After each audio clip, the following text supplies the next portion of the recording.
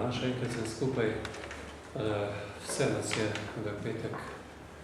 na nek način presenetila ta informacija, na drugi strani pa lahko rečemo, da je tudi bilo dlje časa že javno znano, da je stanje v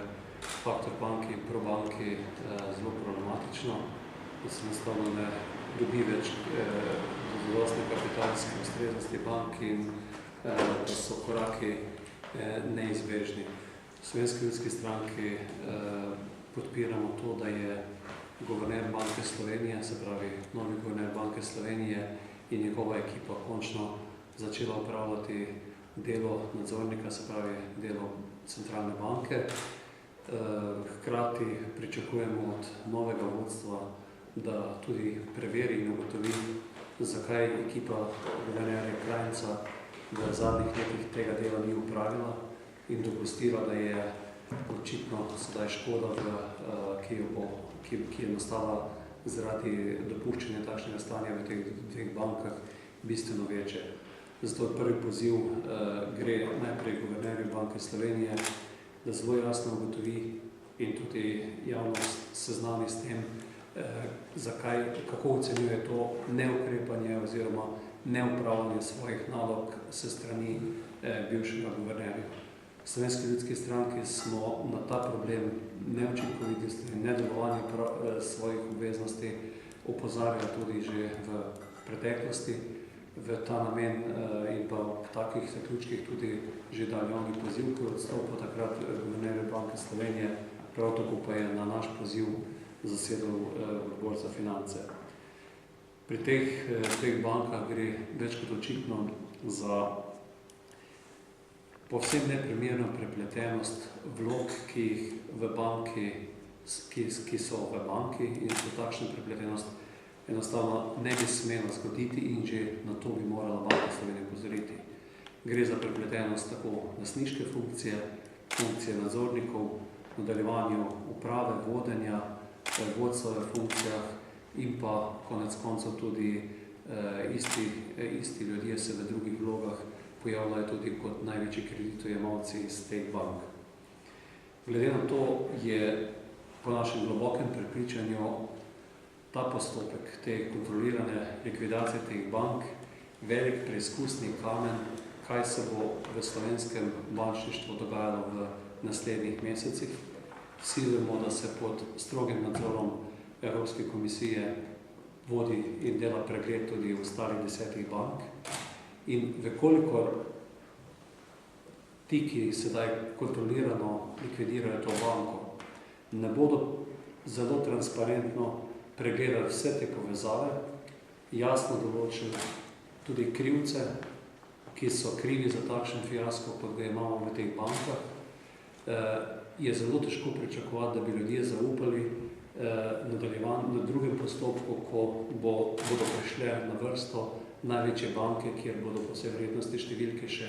bistveno drugače, kot so številke v teh dveh bankah. In vekolikor pričakujemo, da bodo davkoplačevalci to breme in da ga bomo ljudje sprejeli nase, je resnično predpogoj, da ta uprava, ti dve upravi sedaj zelo jasno, kot sem že dejal, brez vsakršnega poizkusa, da se zopet prikrivajo in spravljajo stvari pod preprogo, poiščejo vsa ta imena. Javno se že sedaj ve, da so to imena, kot so vsi te vključeni v te tajkunske prevzeme od Kordeža, Bavčarja, Kovačarja, Jankovićeve familije in še marsikdo so bili vključeni v te zadeve. Zato je resnično to, kot sem že dejal, preizkusni kamen, ali bomo dobili zaupanje v državi ali ne. Mi bomo v tem času, ko bo ta postopek potekal, prišli z bistveno večjim računom pred ljudi in ta odgovornost se mora dokončno razkriti in tudi vse narediti za to, da se v teh čudnih povezavah čim več teh sredstev tudi pobere nazaj, bodisi da se bodo to pobrali kot lastniški deleži v posameznih firmah in po hitrem postopku, tako kot je bila zamenjena uprava, tudi razlastnili tiste, ki so v teh podjetjih lastniki. Ne samo to, da bodo ti ljudje izgubili lastništvo v bankah, kajti če je nekdo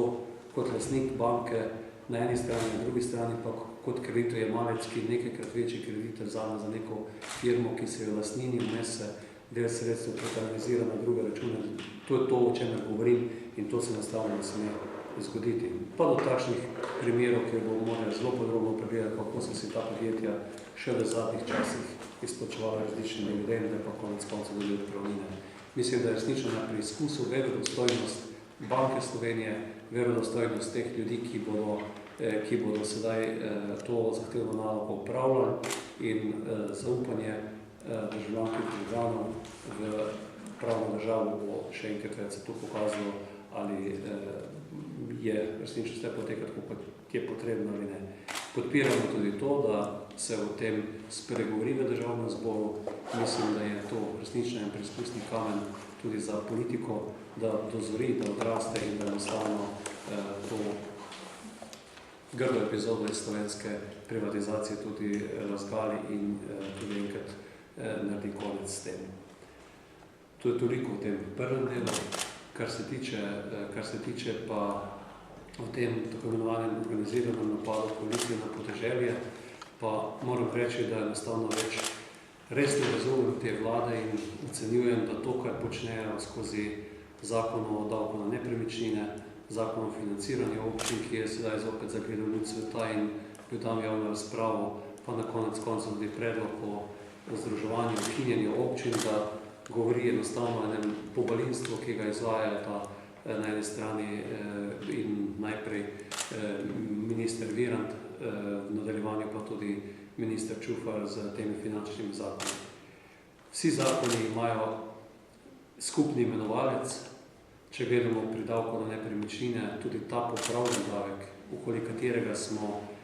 katerega smo dali zelo, mislim, da kvalitetne, argumentirane pripombe, je bil na koncu deležen zgolj tega premisleka o teh stopnjah, ali je stopnja pravilna ali nepravilna. Gre za v bistvu konceptualno povsem napačen davek, ki je z takšnim izhodiščem in pa z takšnimi predpostavkami, ki se niso v ničemer spremenile, bistveno bolj obdavčil občine na periferiji, občine z večjimi površinami, z kmetijskimi površinami, z gozdovi, z nepremičninami, ki so namenjene tej namennosti, in prav nerazumljivo je, kako lahko pridejo do teh izračunov, da so tu ti mnogokratniki od 4-krat, 5-krat, 8-krat več davka, pobranega davka na tem periferiji, medtem ko je izplen pri mestnih občinah pa približno enak pobran davek od doslej, oziroma 50% več, kar pomeni, da bodo na koncu te občine iz davka nepremičnine dobile celo manj, kot dobijo sedaj. To, kar se pa pričakuje od podeželja, pa praktično nemogoče zbrati. Mi mislimo, da je predlog, ki ga je dalo Združenje občin Slovenije, po katerem so dali konstruktiven predlog, da naj se država ne peta v ta davek oziroma nadomestilo za stavbno zemljišče, ki na nek način že danes izraža skozi zgodovino nastajanja tudi to politiko občin do rabe zemljišč in da naj to nadomestilo ostane. Vekoliko pa država želi pobrati davek od premoženja za sanacijo teh lukenj v proračunu, pa naj enostavno razpiše nek krizni davek in ne ugotovi, kje se da določena sredstva še pobrati, ne pa da to umazano delo nalaga občinam in konec konca tudi od občin pobira davek na občinsko premoženje, na kulturno infrastrukturo, šolsko infrastrukturo in se na takšen način zbirajo sredstva potem v državnem proračunu. Kar se tiče zakona o financiranju občin, ima podobne cilje kot sedaj ta zakon. Kot vemo, se je postavila določena lestvica, ne vem, 14,000 ljudi prebivalstva in nazaj, kjer se dajejo dodatna sredstva za velike občine in manjša oziroma nobenih dodatkov za tiste najmanjše občine, se pravi na prvi strani že zmanjšanje te tako imenovane glavarine in temu primerno potem tudi finančne izravnave. Na drugi strani se spremenijo razmerja, da se bistveno bolj izpostavi in ovrednoti število ljudi, kot se na drugi strani površine, s katerimi je povezano celo vrsta stvari, od vzdrževanja cest, zimske službe, letne službe, pa do, naprimer, šolskih prevozov, ki v kakšni podeželski občini predstavljajo tudi 10 in več procentov od vseh izdatkov, ki jih občina plačuje. Tako da gre v bistvu za res bizaren predlog, ki mislim, da nobenem primeru ne sme iti skupaj. To vse skupaj ne sme iti skozi, vse skupaj je pa nadgrajeno za to rokohitrsko idejo ministra Viranta, ki govori o tem ukinjenju vzdrževanju občin. Jaz sem že nekajkrat poudaril, sam sem si šel kot član odbora za lokalno samoupravo v prejšnjem mandatu podrobno pogledati, kako je ta proces potekal na Danskem. Na Danskem je bila to tretja reforma, 1848 je bila prva lokalna samouprava postavljena, 1970 prva sprememba in 2006 druga sprememba po 6-letnem usklajenem delovanju roko z roki med združenji občin, vlado, ministrom, ki si je dal to za nalogo, jasni analizi, kaj je potrebno narediti in potem tudi s predlogi. Predlogi so šli pa v to smer, da je bila ugotovitev, da je potrebno več pristojnosti, več denarja prenesti na nižji, na lokalni nivo, zato so tisti reformi lokalne samouprave spremenili z 13 pokrajin na 5, umaknili pristojnosti z pokrajin in delegirali na občine, tako da so na pokrajine ostale zgolj avtoceste, klinike, občine pa danes na Danskem imajo obrnjeno približno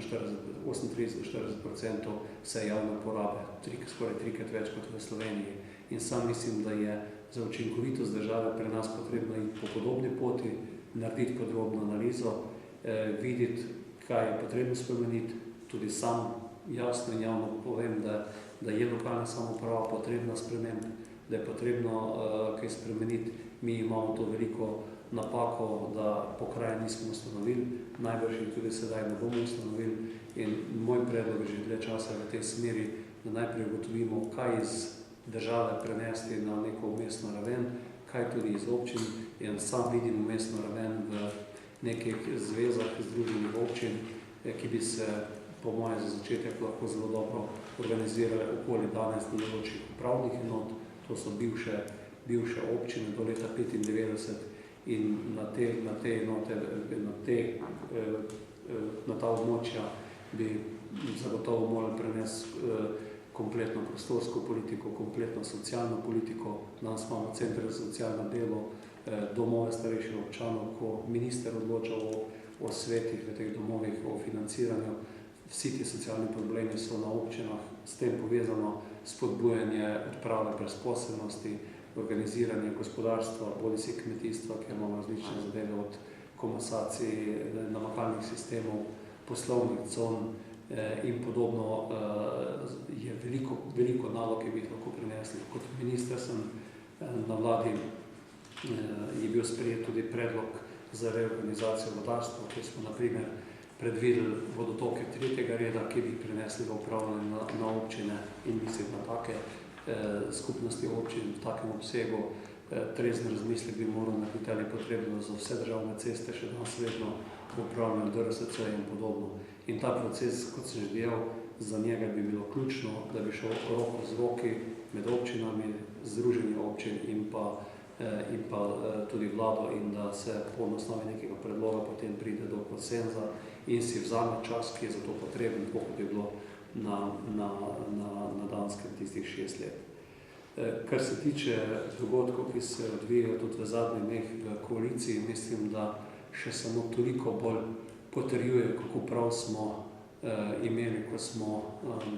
10 dni nazaj vlado razglasili za opravilno nesposobno. To, kar počnejo